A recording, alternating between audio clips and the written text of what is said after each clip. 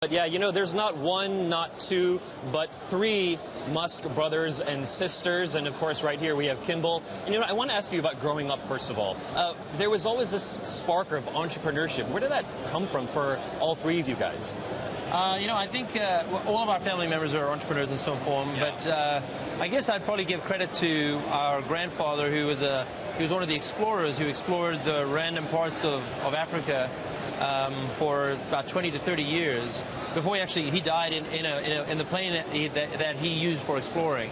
So he really went all the way and inspired my mother's generation and my father's generation and now us. And I think we're just I think there's something about taking that entrepreneurship energy and coming to North America, where it's the land of opportunity and you can just do incredible things, and we've just been blessed to be able to be here and do great stuff. Right, and you guys have run with it.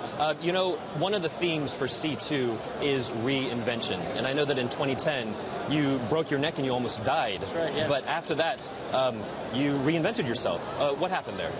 Yeah, I've always had this incredibly...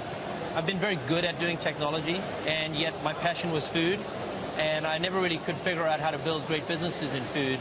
And when I had my accident in 2010, it was a reinvention of myself, and not being quite honest with myself, I'm not going to be happy unless I do food. And so I just decided then and there I'm just going to figure it out. And since then, I mean, we serve over 1 million people a year in our restaurants. We work with over 225 schools across the country. And we have hundreds of schools lined up that we're going to be building these outdoor classrooms that teach kids science while they learn how to grow food. It couldn't be a better marriage of my passions. Right, you know, off of this passion, we know, you know, that so many Americans, I'll say it, are fat. What needs to be done to really nip this in the bud? Sure. I mean, there's a lot of issues with our food system, and that's happened over the past 30 to 40 years. There's been this intense focus on reducing the price of carbohydrates and getting this very calorie-rich, nutrient-poor foods into our system. But I will say, though, right now, 2015, there's a revolution going on in terms of what is needed and what change is happening. It's the most exciting time to be in food in 100 years.